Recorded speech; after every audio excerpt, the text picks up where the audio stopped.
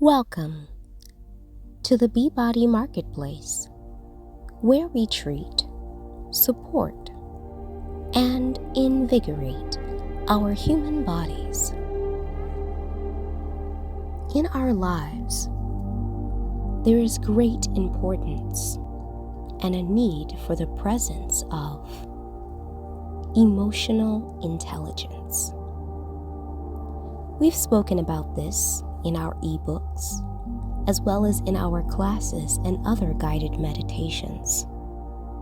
The ability to not only manage, but to scale, gauge, identify what emotion we are feeling, what's taken place, and how it's affecting us, influencing us, and guiding us in our life's decisions each and every day.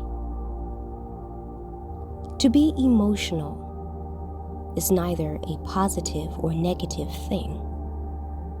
It's information. It's a human experience. And to acknowledge the emotional state is to be in tune with the mind and the body. Our emotions are there to help navigate how we show up in life, how we interact and relate with other people, and how we digest the events and occurrences outside of our physical makeup. The E in emotions refers to energy. Energy is power, a combination of currency, waves, and frequencies to make up and to create an energetic form. It can be minute and microscopic, or it can be large, great, and intense. Both are powerful and meaningful, just in different ways. That E then moves us into motion, the direction and the trajectory where which this expression of energy is placed. Emotions can be placed in the words that we say. It could be placed in our hormonal responses. It can be outrightly expressed and placed by way of energetic transference from one physical makeup or body to another. Either way, emotions are deeply felt. But also, emotions are not all that we are. It certainly is a part of who we are. But it is never meant to rule us. This is where the intelligence aspect comes in, where we know exactly how this feeling can serve us, can guide us, and be an indicator for clear messaging. When we get our messages mixed up, it can cause us to be confused about how we feel. Some may even feel as if they are not deserving of being emotional or outrightly expressive, and choose instead to suppress it. But with anything that has energy in motion, it's going to have impact. if these are negative feelings that are suppressed and repressed back into the body, they can cause a great deal of dysfunction and danger, shifting our physical body into disharmony, sickness, illness, and disease. On the opposite spectrum, if emotions are intensely and hyper-expressed, over-expressed to those who aren't able to receive, who aren't able to digest, who do not have the capacity to even comprehend one's intentions, the rejection alone can send mixed messaging to the person who is expressing. Emotional intelligence allows for us to place that emotion just where it needs to be. When you have emotional intelligence, you're able to determine or decipher whether being enraged is appropriate in certain spaces and places that may be interpreted wrongfully. And when a far better, more safe space one may take their emotion can be, such as among community, among support, in the company of friends or a counselor who can understand and help this person to dissolve their rage, their anger, and even what may be hidden fear in a healthier way. Emotional intelligence gives the person the freedom that they so desire, while also acknowledging where their feeling is best served, where it's best transferred, and in a way that does not threaten or impede progress of healthy relationships between one to another. When one is able to gauge what the feeling of an emotion is, where they are in space and time, who it's relating to, how the expression will impact the space and the person of which this emotion is being transferred to, they can best navigate in life in a healthy and functional way, being more apt to continue to express and have confidence in creating relationships, building upon those relationships all the more, and maturing in their thinking and their feeling state. This is a popular phrase. Happiness is a choice. How can this be? How can joy, the feeling of great pleasure, peace, bliss, be a choice? Is it not just a feeling that erupts out of human existence, human experience? How can happiness be something that one chooses? Is it possible that the conditions of our lives equally attribute to the state of happiness? While we have the ability as humans to emote and to feel our feelings, is it possible that our surroundings the people, the environment, the state of our life overall may allow or disallow the feeling of happiness to truly be felt, to truly be lived without limitation, without separation from the logical mind that says at times, you are not deserving of this, or that this feeling is only a passing thing, that you are not complete until the circumstances change for you, until things get better, until there is improvement, until.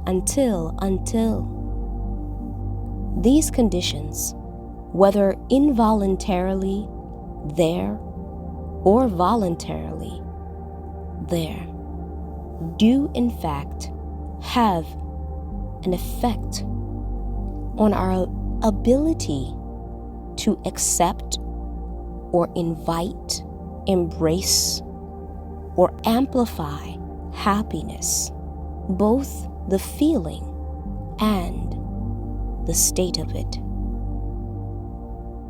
I offer you a quote from the mystic guide and teacher, Sadhguru. Do not think about enlightenment. Look at your limitations and how to go beyond them. That is the way to progress. So what are we choosing? Are we choosing joy, ongoing? Are we choosing to allow that blissful state to continue to be? Or do we become aware of it, wonder what it is, why it is, or simply question our ability to allow and invite more of it in? Yes, happiness, like any other feeling, any other emotion, is a choice. Some may, by habit, pattern, familiarity, recognize their emotions in its purest form, while others have no idea. I offer you another thought on inner engineering. We often separate our mind from our body, as if the body has no intelligence within itself. Let's explore these few principles of engineering. There's electrical, there's chemical, civil, mechanical, biomedical or biology, and industrial. In the larger world, these principles that make up engineering also exist within us, within that mind and body awareness, the aligning of the logical, practical brain and the energetic and physical being. In fact, electrical, it speaks to our neurological makeup. We have static electricity running all throughout our bodies, known as neurons. Neurons carry information from the body, its sensory experiences, to the brain, and from the brain, from external stimuli, into the body, so that it can continue to operate. Then we have the chemical. The chemical speaks to our hormones, how we are responding to, once again, external stimuli. This could be our feelings, our emotions, expression, encounters. This chemical makeup of our hormones is what allows for us to release serotonin, dopamine, and the like as part of our human experience, expression, and thereof. There is also, with chemical, the ability to break down food. The breaking down of food is information. Bodily fluids that receive food as medicine or as a toxin is broken down and distributed throughout the body or excreted out of the body in the form of sweat, blood, bile, and the like. Mechanical engineering speaks to the anatomical makeup of our being, of the mobility of our bodies, and that's so important. It's key when interacting with the brain, because without mobility, without motion or emotion, the brain has nothing to go on. It must be invigorated. Civil engineering. This is all about relationship with ourselves, the things that we are focusing on, the things in which harmoniously or dysfunctionally are going on within us, how these things are operating in order to be in harmony with our external environment, the larger world. Civil engineering also relates to our connection and relatability to others. Biomedical or biological engineering. The biological engineering is our DNA, what we have genetically as part of our makeup, traits and characteristics as part of our heritage, our lineage, habits and patterns that are formed as we are as human beings, quite impressionable. Family, friends, close interactions in beings to make us the unique individuals that we are. The upkeep of the biological engineering requires support from other faculties of our bodies. They are vulnerable, and without care or attention, they fall through. This threatens our immune system, our ability to fight disease, and overcome hardship, recovering from traumatic experiences, or undoing harmful tracings that attempt to attack from within. Industrial. After it is all said and done, inner engineering, these components all working together in its own right, our ability to perform is so key. It's the truth, the determining factor, if there is indeed misalignments within, issues, concerns, because it shows in our productivity and the things that we do. This is the choosing, the selection. Based on all of the prior listed, we put into action all that we know and all that we have become. It is all that we are, although we continue to evolve.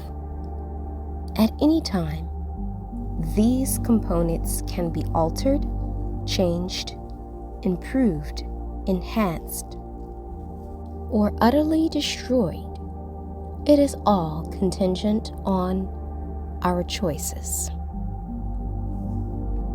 So when you feel your feelings, no matter what it is, know that your involvement and participation is a cognitive, intentional gearing or inner engineering that allows you to experience ongoing or to cut it short. All is information, neither good or bad, but truly useful or non-useful, and you have the power to decide.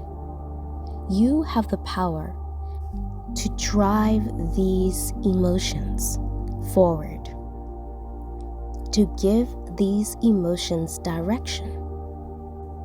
You are more than capable, and when not, certainly have tools for support as needed. Here in the Beebody Marketplace, we highly encourage individuals to seek support as needed. We have a plethora of tools that you can use, tap into, and certainly always opt for a private session to go deeper in these discoveries and information. Thank you for tuning in. Continue to treat, support, and invigorate your human body. Visit us online at www.beebodi.com for more information. Connect with us on all social media and tune in to our podcasts on iTunes, Spotify, and stay connected with us here by subscribing to our YouTube channel. Thank you again for watching.